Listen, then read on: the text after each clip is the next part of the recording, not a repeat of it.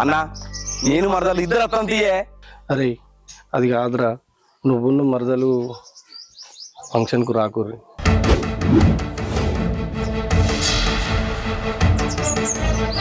అదేందన్నా మేమెందుకు రావతే?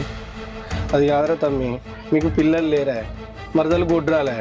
మాకు తొలతొలతో సంతానం కాబట్టి మరదలు వచ్చి మా భార్యకు బొట్టు పెడితే మంచవునో చెడవును. అందుకనే మీరు రాకూర్రా. సరే మేము పోతున్నామా?